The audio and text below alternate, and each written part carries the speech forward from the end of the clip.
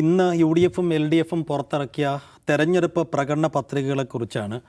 വലിയ വമ്പൻ വാഗ്ദാനങ്ങൾ, ജനക്ഷേമ പദ്ധതികൾ, വമ്പൻ പ്രഖ്യാപനങ്ങളൊക്കെ ഉൾക്കൊള്ളിച്ചാണ് രണ്ട് മുന്നണികളുടെയും പ്രകടന പത്രിക. പ്രത്യേകിച്ചും LDFിലേക്ക് വന്നാൽ ഭരണ തുടർച്ച എന്നതാണ് അവരുടെ മുദ്രാവാക്യം.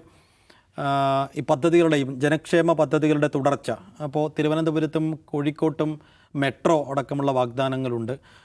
ക്ഷേമ പെൻഷൻ 3000 ആക്കുമെന്ന പ്രധാനപ്പെട്ട വാഗ്ദാനമുണ്ട്. അങ്ങനെ ക്ഷേമ വാഗ്ദാനങ്ങളിൽ ഊന്നിയാണ് LDFിൻ്റെ പ്രകടന പത്രികയിൽ കുറെ കൂടി രാഷ്ട്രീയ വിഷയങ്ങൾ ഉൾക്കൊള്ളിച്ചുകൊണ്ടാണ് UDFിൻ്റെ പത്രിക. എന്ന് വെച്ചാൽ ഭരണത്തിലെത്തിയാൽ ശബരിമല സ്വർണ്ണക്കൊള്ളയിൽ അന്വേഷണം ഉണ്ടാകും, CBI അന്വേഷണം അടക്കമുണ്ടാകും. അപ്പം ആശമാരുടെ കാര്യത്തിൽ അവരുടെ വേതനം 700 രൂപയാക്കും എന്നതടക്കമുള്ള വാഗ്ദാനങ്ങൾ UDFിലുണ്ട്. അപ്പോൾ എങ്ങനെയാണ് പത്രികകളെ കാണേണ്ടത് എന്നതുകൂടി സംസാരിക്കാൻ ജിമ്മി ചേട്ടാ. അപ്പോൾ തെരഞ്ഞെടുപ്പ് പ്രകടന പത്രികയിൽ നല്ല പ്രകടനം ആരാണ് കാഴ്ചവെച്ചത്? പ്രകടന പത്രിക നമ്മളിപ്പോൾ കുറേ കാലത്ത് എടുത്ത് നോക്കിയാൽ അതൊരു തമാശയല്ലേ? ഇത് ആരെങ്കിലുമൊക്കെ ഗൗരവമായിട്ട് കാണാറുണ്ടോ? രണ്ട്, ഈ പ്രകടന പത്രിക തെരഞ്ഞെടുപ്പിന് വെറും 7 ദിവസം ബാക്കി നിൽക്കെ കേരളത്തിന് മുമ്പ് വെച്ചിട്ട് എന്ത് ചർച്ചയാണ് ഇവർ പ്രതീക്ഷിക്കുന്നത്? അതിനൊന്നുമുള്ള സമയമോ സാഹചര്യമോ അല്ല. അപ്പോൾ ഇപ്പോൾ ഈ തെരഞ്ഞെടുപ്പ് പത്രിക കൊണ്ട് പ്രത്യേകിച്ച് യാതൊന്നും അതിനകത്ത് ഇല്ല എന്നുള്ളതാണ് ഞാൻ വിചാരിക്കുന്നത്.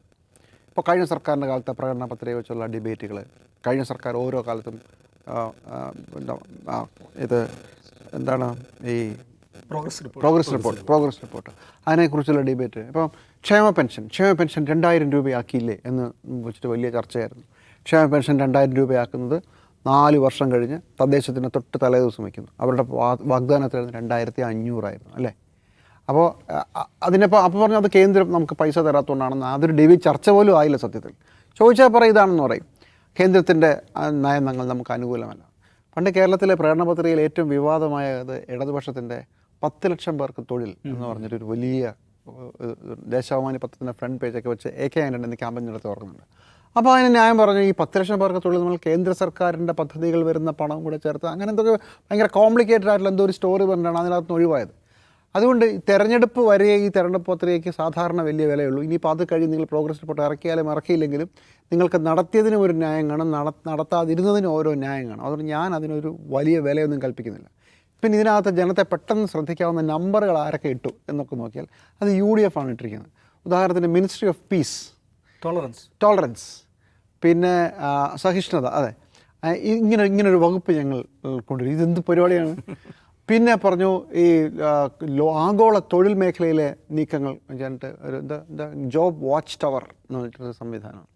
അപ്പോൾ ആഗോള മേഖലയിൽ തൊഴിലിൻ്റെ നീക്കങ്ങൾ എങ്ങനെയെന്ന് നോക്കിയിട്ട് എന്ത് ചെയ്യുമെന്ന് അതെന്തെങ്കിലുമൊക്കെ ചെയ്യും. KSRTC ബസ്സുകളിൽ സ്ത്രീകൾക്ക്, നേരത്തെ പറഞ്ഞ സ്ത്രീകൾക്ക് ഇന്ദിരാ ഗ്യാരണ്ടി വരുന്നു. അപ്പോൾ KSRTC നഷ്ടത്തിലാക്കുന്ന എങ്ങനെ അത് ഞങ്ങളുടെ പദ്ധതി കൊണ്ട് കാണിച്ചു തരാം. എനിക്കറിഞ്ഞില്ല, ഞാൻ ഭയങ്കര സ്കെപ്റ്റിക്കലാണ്. പക്ഷേ നമ്പറുകൾ കൂടുതലുള്ള പ്രകടന പത്രിക UDFിൻ്റെയാണ്. അത് ഭയങ്കര രസമായിട്ടുള്ള ക്യാച്ചി ഹെഡ്ലൈൻസ്, പോപ്പുലിസ്റ്റ് ആയിട്ടുള്ള സാധനങ്ങളുണ്ട്. പിന്നെ തെരഞ്ഞെടുപ്പ് കാലത്ത് അല്ലെങ്കിൽ ഈ കഴിഞ്ഞ 4 വർഷക്കാലം സർക്കാരിനെതിരെ ആ ക്യാമ്പയിൻ ഉദ്ദേശിച്ച ഇപ്പോൾ ശബരിമലയിൽ കൃത്യമായ ഒരു സംഭവം നമ്മൾ ശബരിമല സ്വർണ്ണക്കൊള്ളയിൽ ഈ പുറത്തുനിന്നുള്ള അന്വേഷണ ഏജൻസികളായാലും നമ്മൾ കൊണ്ടുവരും, അത് പിടിപ്പിക്കും എന്ന് പറയുന്നുണ്ട്. ദേവസ്വം ബോർഡിനെ അഴിമതി മുക്തമാക്കുമെന്ന് പറയുന്നുണ്ട്. അങ്ങനെ കുറേ സാധനങ്ങൾ സ്പെസിഫിക് ആയിട്ട് ടച്ച് ചെയ്ത് പോകുന്നുണ്ട്. നമ്പർ കാര്യത്തിൽ UDF ആണ്. ഈ പ്രകടന പത്രികയുടെ റിലവൻസിൻ്റെ കാര്യത്തിൽ ഇറ്റ്സ് ടു ലേറ്റ്. ഇപ്പം കൊണ്ടുവന്നിട്ട് യാതൊരു കാര്യവുമില്ല. 3, ചരിത്രപരമായി തെരഞ്ഞെടുപ്പ് പത്രികകൾക്ക് തെരഞ്ഞെടുപ്പ് വരെ ആയുസുള്ളൂ. അത് കഴിഞ്ഞാൽ പിന്നെ എന്തെങ്കിലുമൊക്കെ ന്യായങ്ങൾ പറയുകയും അതിൻ്റെ പുറത്ത് കറങ്ങി തിരിഞ്ഞ് പോവുകയും ചെയ്യും. പിന്നെ അതിന് വേറെ ന്യായങ്ങളായിരിക്കും. ക്ലാസിക് ഉദാഹരണം ക്ഷേമ പെൻഷൻ്റെ കാര്യത്തിലാണ്. ക്ഷേമ പെൻഷൻ്റെ കാര്യത്തിൽ 2500 എന്തുകൊണ്ട് ആക്കിയില്ല എന്ന് ചോദിച്ചപ്പോൾ 2000 ആക്കുമെന്ന് പറഞ്ഞു. 2000 ആക്കിയത് ഏറ്റവും അവസാന കാലത്താണ്. അതിനുശേഷം എന്താണ് ചെയ്തതെന്ന് ചോദിച്ചാൽ അത് കേന്ദ്ര സർക്കാരിൻ്റെ നയങ്ങൾ മൂലം ഞങ്ങൾക്ക് പൈസ കിട്ടുന്നില്ല എന്ന് പറയാം. ശരിയാണ്, ന്യായമാണ്. അപ്പോൾ നിങ്ങൾക്ക് ഏത് വാഗ്ദാനത്തെക്കുറിച്ചും അങ്ങനെ പറയാം. ഇനി അടുത്തത് കോൺഗ്രസ് വരികയാണെങ്കിൽ കോൺഗ്രസിനും പറയാം മോദിയാണ് അവിടെ, അതുകൊണ്ട് ഇതൊന്നും നടന്നില്ല എന്ന് പറയും. What ever it is. കുറച്ചുകൂടി നേരത്തെയൊക്കെ ചെയ്താൽ ജനങ്ങൾക്ക് മുമ്പിൽ മാധ്യമങ്ങൾക്ക് ഈ വിഷയം വയ്ക്കാനെങ്കിൽ ഒരു സമയം കിട്ടിയാൽ എന്നുള്ളതാണ്. ഒരു ചർച്ചയാവില്ല എന്നുള്ളതാണ് ഇന്നത്തെ പ്രകടന പത്രികയുടെ ഒരു പ്രശ്നം. ഈ പ്രായോഗികതയുടെ കാര്യത്തിൽ 2 പത്രികകൾ എങ്ങനെയാണ് കമ്പയർ ചെയ്യുന്നത്? 2 പത്രിക അല്ലടാ, 3 ഉണ്ട്. ഇന്ത്യയുടെ ഒരു അടിപൊളി പത്രിക ഉണ്ട്. അതിൽ ഇപ്പോൾ ജിമ്മി പറഞ്ഞ ഇതൊക്കെ ചർച്ച ചെയ്യുന്നത് നമ്മൾ പൊട്ടന്മാരെന്നല്ലാതെ മുമ്പ് PS ശ്രീധരൻപിള്ള പറഞ്ഞിട്ടുണ്ട്, പ്രകടന പത്രിക ആര് നോക്കാൻ, ഓർമ്മയുണ്ടോ? പ്രകടന പത്രികയൊക്കെ ആര് നോക്കാൻ? അതൊക്കെ ആചാരമാണ്, ആചാര ലംഘനം പാടില്ലല്ലോ. അതുകൊണ്ട് എല്ലാവരും പ്രകടന പത്രിക ഇറക്കുന്നു, നമ്മളതേക്കുറിച്ച് ചർച്ച ചെയ്യുന്നു. ആചാരലംഘനം സംരക്ഷിക്കും, അതിനൂന്നലും UDF പ്രകടന പത്രികയിലുണ്ട്. ആചാര സംരക്ഷണ നിയമം. അപ്പോൾ അത്രയും അതിന് റെലവൻസ് ഉള്ളൂ. പക്ഷേ ആക്ച്വലി വേണ്ടിയിരുന്നതെന്ന് വെച്ചിട്ടുണ്ടെങ്കിൽ, ഞാൻ ഇന്നലെ നമ്മളെ പ്രസിഡന്റ് ഡിബേറ്റിനെ കുറിച്ച് പറഞ്ഞല്ലോ, പ്രകടന പത്രിക നേരത്തെ പ്രിപ്പയർ ചെയ്യുക, അത് ജനങ്ങൾക്ക് മുമ്പിൽ വെക്കുക, അത് വെച്ച് സീരിയസ് ആയിട്ടുള്ള ഡിബേറ്റുകൾ ഉണ്ടാകുക, ഇതൊക്കെയാണ് സംഭവിക്കേണ്ടിയിരുന്നത്. പക്ഷെ അങ്ങനെ സംഭവിക്കുന്നില്ല. അത് എല്ലാ കാലത്തുള്ള ഒരു പ്രശ്നം തന്നെയാണ്. പിന്നെ പ്രകടന പത്രിക എന്താണെന്ന് വെച്ചാൽ ഒരു ഡോക്യുമെൻ്റ് വേണമല്ലോ. പിന്നീട് ഞാനതിൻ്റെ ഗൗരവം മനസ്സിലാക്കി. ഈ കേരളത്തിനെതിരായിട്ടുള്ള സമരം കേരളത്തിൽ വന്നപ്പോൾ അന്ന് മുഖ്യമന്ത്രി പറഞ്ഞൊരു കാര്യമുണ്ട്. കേരളയിൽ ഞങ്ങളുടെ മാനിഫെസ്റ്റോയിലുള്ള കാര്യമാണ്. ആ മാനിഫെസ്റ്റോ വെച്ചിട്ടാണ് ഞങ്ങൾ തെരഞ്ഞെടുപ്പിനെ നേരിട്ടത്. ഞങ്ങൾക്ക് ജനങ്ങളുടെ മാൻഡേറ്റ് ഉണ്ട്. അപ്പം ഈ ഇലക്ഷൻ ക്യാമ്പ്, അന്നത്തെ ഇലക്ഷൻ ക്യാമ്പിൽ വല്ലവർക്കും അറിയായിരുന്നു ഇങ്ങനെ കേരളയിലുണ്ടെന്നുള്ള കാര്യം. അപ്പോൾ അതെന്താണ്, അതൊരു രേഖയാണ്. രേഖ എന്ന് പറയില്ല, അതുപോലെ ഞങ്ങളുടെ മാനിഫെസ്റ്റോയിലുള്ള കാര്യമാണെന്ന് പറഞ്ഞ് ഈ മാനിഫെസ്റ്റോ വെച്ചാണ് ഞങ്ങൾ തെരഞ്ഞെടുപ്പിനെ നേരിട്ടത്, ജനങ്ങൾ ഞങ്ങൾക്ക് മാൻഡേറ്റ് തന്നു എന്നൊരു കാര്യം പറയാൻ പറ്റും. പിന്നെ അവർക്ക് തന്നെയും റെഫറൻസ് ആയിട്ട് ഉപയോഗിക്കാൻ പറ്റും. ഈ മാതിരി പ്രോഗ്രസ് കാർഡൊക്കെ ഇറക്കുമ്പോൾ എന്തെങ്കിലും ഒരു മാൻഡേറ്റ് ആയിട്ട് ഉപയോഗിക്കാൻ പറ്റും. പക്ഷെ അതിലപ്പുറം സീരിയസ് ആയിട്ട് ഇതിനെ കാണണം, മാനിഫെസ്റ്റോ കാണുന്ന അഭിപ്രായക്കാരാണ് ഞാൻ. അപ്പോൾ സീരിയസ് ആയിട്ടെന്ന് പറയുമ്പോൾ രാജ്യത്തെക്കുറിച്ച് അല്ലെങ്കിൽ സംസ്ഥാനത്തെക്കുറിച്ചിട്ടുള്ള അതെന്താണ് ആക്ച്വൽ സ്റ്റേറ്റ് ഓഫ് അഫയേഴ്സ് എന്നതിനെക്കുറിച്ചൊരു ധാരണ രാഷ്ട്രീയ പാർട്ടികൾക്ക് വേണം. അപ്പോൾ ഇനിയുള്ള ഒരു 5 വർഷക്കാലം എന്താണ് ഈ സംസ്ഥാനത്തിന് വേണ്ടി ചെയ്യേണ്ടത് എന്നതിനെക്കുറിച്ചുള്ള ഒരു വിഷൻ വേണം. അങ്ങനെയൊക്കെയല്ലേ ഒരു മാനിഫെസ്റ്റോ ഉണ്ടാകുന്നത്. ഞാൻ പറഞ്ഞപ്പോൾ NDAയുടെ BJPയുടെ മാനിഫെസ്റ്റോയിലൊരു വലിയ തമാശയുണ്ട്. അധികാരത്തിൽ വന്നാൽ ഞങ്ങൾ എയിംസ് നടപ്പിലാവും, എയിംസ് സ്ഥാപിക്കും. എയിംസ് സ്ഥാപിക്കാൻ എന്തിനാണ് കേരളത്തിൽ അധികാരത്തിൽ വരുന്നത്? ഒന്ന് ആലോചിക്കുക അതിനകത്തുള്ള തമാശ. പിന്നെ എന്തൊക്കെയോ റെയിൽ നെറ്റ്വർക്കിനെ കുറിച്ച് പറയുന്നുണ്ട്. ഇതൊക്കെ കേരളത്തിൽ നടപ്പിലാക്കുക. കേരളത്തിൽ എയിംസ് സ്ഥാപിക്കാൻ കേരളത്തിൽ രാജീവ് ചന്ദ്രശേഖരൻ മുഖ്യമന്ത്രിയാണ്ട് വല്ല കാര്യമുണ്ടോ? അവിടെ നിന്ന് ധർമ്മേന്ദ്ര പ്രധാൻ, ആരാണ് അതിൻ്റെ ആൾ, അങ്ങനെ ഒരു ഒപ്പിട്ട് കൊടുത്താൽ പോരെ? ഡൽഹിയിൽ നിന്നൊരു ഒപ്പിട്ട് കൊടുത്താൽ നടപ്പിലാക്കാമെന്നല്ലോ. ഇങ്ങനെയുള്ള തമാശകളും ഇതിനകത്തുണ്ടാവും. അപ്പോൾ ഈ UDFൻ്റെയും LDFൻ്റെയും പ്രകടന പത്രികകൾ നോക്കുമ്പോൾ അതിൽ പൊതുവായി മിസ് ചെയ്യുന്നതും പൊതുവായി ഉള്ളതുമായിട്ടുള്ള കുറേ കാര്യങ്ങളുണ്ട്. പ്രധാനപ്പെട്ടൊരു സംഗതി എനിക്ക് തോന്നുന്നത്, ഇപ്പോൾ LDFൻ്റെ പ്രകടന പത്രികയിലും UDFൻ്റെ പ്രകടന പത്രികയിലും വിദ്യാഭ്യാസത്തെക്കുറിച്ച്, യൂത്തിനെക്കുറിച്ച് പറയുന്നുണ്ട്. നോക്കൂ, വിജ്ഞാന സമ്പദ്ഘടന എന്നൊരു വാചകം LDFൻ്റെ പ്രകടന പത്രികയിലുണ്ട്. ഇത് ആദ്യമായിട്ട് നേരത്തെ അവർ ഉപയോഗിച്ചാണ് ഈ വാക്കെന്ന് പറയുന്നത്. വളരെ പ്രധാനപ്പെട്ട, വളരെ നല്ല ഒരു ആശയമാണ്. പക്ഷേ ഒന്ന് ആലോചിച്ച് നോക്കൂ, കേരളത്തിൽ ഇപ്പോഴത്തെ പ്രശ്നം എന്താണ്? ഈ വിജ്ഞാനത്തിൻ്റെ മേഖലയിൽ, വിദ്യാഭ്യാസത്തിൻ്റെ മേഖലയിൽ പഠിക്കാൻ പിള്ളേരില്ല. പ്രധാനപ്പെട്ട എയ്ഡഡ് കോളേജുകളിൽ, ഞാൻ സെൽഫ് ഫിനാൻസ് കോളേജുകളുടെ കാര്യമല്ല ഇവിടെ പറയുന്നത്, എയ്ഡഡ് കോളേജുകളിലെയും ഗവൺമെൻറ് കോളേജുകളിലെയും റോയൽ കോഴ്സസ് ഉണ്ടല്ലോ. ഇപ്പോൾ BSc ഫിസിക്സ് ഒരു കാലത്ത് റോയൽ മോസ്റ്റ് സോട്ട് ആഫ്റ്റർ കോഴ്സായിരുന്നു.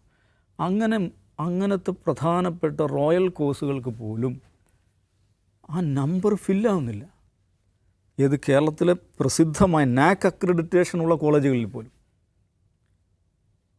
അതൊരു ഗുരുതരമായ പ്രശ്നമല്ലേ? അതിനെക്കുറിച്ചിട്ട് ഈ 2 പ്രകടന പത്രികയിലൊന്നും പറയുന്നില്ലല്ലോ. അതെന്തുകൊണ്ടാണത്? നമ്മുടെ കമ്മ്യൂണിറ്റിയുടെ, കേരള സൊസൈറ്റിയുടെ ഇന്നത്തെ അവസ്ഥ എന്താണെന്നതിനെക്കുറിച്ചിട്ടുള്ളൊരു പഠനം നടത്തണ്ടേ? കേരള സൊസൈറ്റിയുടെ ഇന്നത്തെ ഏറ്റവും പ്രധാനപ്പെട്ട, നമ്മളൊരു ഡെമോഗ്രാഫിക് പെർസ്പെക്റ്റീവ് ആലോചിക്കുകയാണെങ്കിൽ ഏറ്റവും പ്രധാനപ്പെട്ട ഒരു പ്രശ്നം, ഇന്ത്യയിലെ ഏറ്റവും വലിയൊരു ഗ്രെയിങ് സൊസൈറ്റിയായ, ഒരു നരബാധിച്ച സമൂഹമായി നമ്മുടെ സമൂഹം മാറിക്കൊണ്ടിരിക്കുകയാണ്.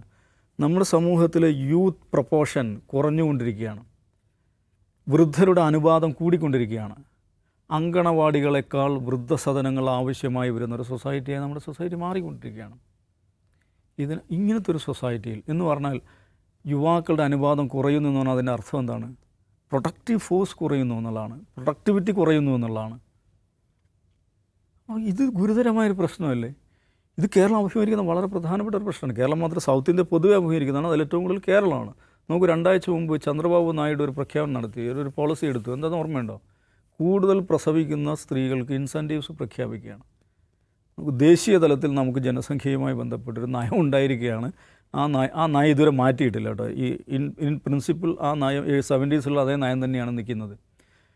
ആ നയം മാറ്റണമെന്ന് മൻമോഹൻ സിംഗ് ഒക്കെ പ്രസംഗിച്ചിട്ടുണ്ട്. പക്ഷേ ടെക്നിക്കലി ആ നയം തന്നെയാണ് നിൽക്കുന്നത്. അങ്ങനെ ഒരു ദേശീയ നയം നിൽക്കുമ്പോഴാണ് NDA ഘടകകക്ഷിയായിട്ടുള്ള ഒരു പാർട്ടി ഭരിക്കുന്ന സംസ്ഥാനത്ത് അവർ തീരുമാനിക്കുകയാണ് കൂടുതൽ പ്രസവിക്കാൻ പ്രോത്സാഹിപ്പിക്കുന്നു, കൂടുതൽ പ്രസവിക്കുന്ന സ്ത്രീകൾക്ക് സ്റ്റേറ്റ് ഇൻസെൻറ്റീവ്സ് പ്രഖ്യാപിക്കുന്നു. എന്തുകൊണ്ടാണ് ചന്ദ്രബാബു നായിഡു അങ്ങനെ പ്രഖ്യാപിക്കുന്നത്? അദ്ദേഹത്തിൻ്റെ ഡെമോഗ്രഫിയെക്കുറിച്ച് അദ്ദേഹത്തിന് ചില ധാരണകളുണ്ട്, അല്ലെങ്കിൽ ചില ആശങ്കകളുണ്ട് എന്നുള്ളതുകൊണ്ടാണ്. അപ്പോൾ കേരളത്തിലെ ഡെമോഗ്രാഫിക് സിറ്റുവേഷൻ എന്താണ്? വൃദ്ധരുടെ അനുപാതം, ഇപ്പം മിനിസ്ട്രി ഓഫ് ടോളറൻസിനെ കുറിച്ച് പറഞ്ഞല്ലോ, നല്ല കാര്യം. അതേപോലെ കേരളത്തിൽ ഉണ്ടാക്കേണ്ട ഒരു മിനിസ്ട്രി ഞാൻ പറയുന്നത് ജെറിയാട്രിക്സിന് വേണ്ടിയിട്ടുള്ള, വൃദ്ധജന പരിപാലനത്തിന് വേണ്ടിയിട്ടുള്ള, സീനിയർ സിറ്റിസൺസിന് വേണ്ടിയിട്ട് ഒരു മിനിസ്ട്രി തന്നെ ആരംഭിക്കേണ്ട സംസ്ഥാനമാണ് കേരളം. ആ നിലക്കാണ് ആ ഡെമോഗ്രഫിയിൽ ഉണ്ടായിക്കൊണ്ടിരിക്കുന്ന മാറ്റങ്ങൾ. അപ്പം അങ്ങനെ നമ്മുടെ സൊസൈറ്റിയെക്കുറിച്ചിട്ടുള്ള സൂക്ഷ്മമായ പഠനം നടത്തിയിട്ട് ഒരു വിഷണറി ആയിട്ടുള്ളൊരു ഡോക്യുമെൻ്റ് ആണോ എന്ന് ചോദിച്ചാൽ അങ്ങനെ അല്ല. പിന്നെ LDFിൻ്റെ പ്രകടന പത്രികയിൽ ഒരു അധ്യായമുണ്ട്, ഈ ഫെഡറലിസവുമായി ബന്ധപ്പെട്ടൊരു അധ്യായമുണ്ട്. 3-4 വാചകങ്ങളേ ഉള്ളൂ. സംസ്ഥാനത്ത് തകർക്കുന്ന നീക്കത്തിനെതിരെ എന്താണ് അതിൻ്റെ തലക്കെട്ട്. അത് നോക്കൂ, ഇന്നത്തെ ഇന്ത്യൻ കോണ്ടെക്സ്റ്റിൽ ഏറ്റവും പ്രധാനപ്പെട്ടൊരു പൊളിറ്റിക്കൽ ക്വസ്റ്റ്യനാണത്. ഇന്ന് ഇന്ത്യയിൽ നടക്കുന്ന എല്ലാ സംസ്ഥാന തെരഞ്ഞെടുപ്പുകളിലും ഏറ്റവും പ്രധാനപ്പെട്ട ഒരു അജണ്ടയായി വരേണ്ട കാര്യം സംസ്ഥാനങ്ങളുടെ ഐഡൻറ്റിറ്റി. സ്റ്റേറ്റ് എന്ന് പറയുന്ന ഏറ്റവും പ്രധാനപ്പെട്ട പൊളിറ്റിക്കൽ യൂണിറ്റാണ് ഇന്ത്യയിൽ. India that is Bharat is A union of States എന്നാണ് നമ്മുടെ ഭരണഘടനയിലെ 1-ാമത്തെ വാചകം. ഈ സ്റ്റേറ്റ് എന്ന് പറയുന്ന യൂണിറ്റിനെ ഇല്ലാതാക്കിക്കൊണ്ടിരിക്കുകയാണ്. അപ്പോൾ സ്റ്റേറ്റിൻ്റെ ഐഡൻറ്റിറ്റിയെ സ്ഥാപിക്കുക എന്നുള്ളതാണ് എല്ലാ സംസ്ഥാന സർക്കാരുകളുടെയും പ്രാഥമികമായ രാഷ്ട്രീയ കടമ എന്നാണ് വിചാരിക്കുന്നത്. അതേക്കുറിച്ച് ഏതെങ്കിലും ഗൗരവമായിട്ടുള്ള പരാമർശം വെറുതെ റെട്ടറിക്സ് അല്ല പറയുന്നത്. അതിനാവശ്യമായ സ്റ്റെപ്പുകൾ വേണം, പ്രായോഗികമായ പദ്ധതികൾ മുന്നോട്ട് വെക്കണം. അങ്ങനെ ഒന്നുമില്ല. നന്നിച്ചിട്ട് LDFിൻ്റെ ഭരണഘടനയിൽ ഒരു പരാമർശമെങ്കിലും ഉണ്ട്. പ്രത്യേകിച്ച് ഫെഡറലിസം ഇല്ലാതാവുന്നു, അതിനെ ചെറുക്കണം എന്നൊക്കെയുള്ള കുറേ പൊളിറ്റിക്കൽ സ്റ്റേറ്റ്മെൻറ്റ്സ് അതിനകത്തുണ്ട്. പക്ഷെ എന്തെങ്കിലും പ്രായോഗിക നടപടി എന്ന് പറയുമ്പോൾ സ്റ്റേറ്റ് എന്ന് പറയുന്ന ഐഡൻറ്റിറ്റിയെ സ്ഥാപിക്കാൻ ആവശ്യമായിട്ടുള്ള, നിലനിർത്താൻ ആവശ്യമായിട്ടുള്ള രാഷ്ട്രീയമായുള്ള സ്റ്റെപ്പുകൾ ഞങ്ങൾ ഇന്ന കാര്യങ്ങൾ എടുക്കും എന്നൊരു പരാമർശം ഇത് രണ്ടില്ല. അപ്പം രാഷ്ട്രീയമായി നോക്കുകയാണെങ്കിൽ, അല്ലെങ്കിൽ വികസനത്തിൻ്റെ ഒരു ഡെമോഗ്രാഫിക് പെർസ്പെക്റ്റീവ് നോക്കുകയാണെങ്കിൽ പ്രധാനപ്പെട്ട കാര്യങ്ങൾ മിസ് ചെയ്യുന്നുണ്ട്. 2 ഭരണഘടനയിലും മിസ് ചെയ്യുന്നുണ്ട്, 2 ഇതിനകത്തും മാനിഫെസ്റ്റോയിലും മിസ് ചെയ്യുന്നുണ്ട്. അപ്പോൾ എന്തുകൊണ്ടാണ് സംഭവിക്കുന്നത്? ഇതൊക്കെ തട്ടിക്കൂട്ട് പരിപാടിയാണ്, നിങ്ങൾക്ക് സീരിയസ് സ്റ്റഡി നടക്കുന്നതല്ല. അപ്പം യഥാർത്ഥത്തിൽ വേണ്ടത് ഈ വളരെ സീരിയസായ മാനിഫെസ്റ്റോ ഉണ്ടാക്കുക, സീരിയസായി സൊസൈറ്റിയെ പഠിക്കുക, സംസ്ഥാനത്തെ പഠിക്കുക, എന്നിട്ടൊരു വിഷണറി ഡോക്യുമെൻ്റ് ഉണ്ടാക്കുക. ആ ഡോക്യുമെൻ്റ് മുൻനിർത്തി സീരിയസ് ആയ ഡിബേറ്റുകൾ ഉണ്ടാക്കുക എന്നുള്ളത്. നോക്കൂ, ഇന്നിപ്പോൾ മാനിഫെസ്റ്റോ ഇറങ്ങി, നാളെ മുതൽ നടക്കുന്ന പത്രസമ്മേളനങ്ങൾ ഇതേക്കുറിച്ച് വല്ല ചോദ്യവും വരുമോ, വല്ല വിശദീകരണം വരുമോ? ഒന്നുമില്ല. SDP, BJP അത് ഇതെന്നൊക്കെ പറഞ്ഞുള്ള ബഹളം അല്ലാതെ എന്തെങ്കിലും ഒരു സീരിയസ് ഡിബേറ്റ് നടക്കുമെന്ന് ഞാൻ വിചാരിക്കുന്നില്ല.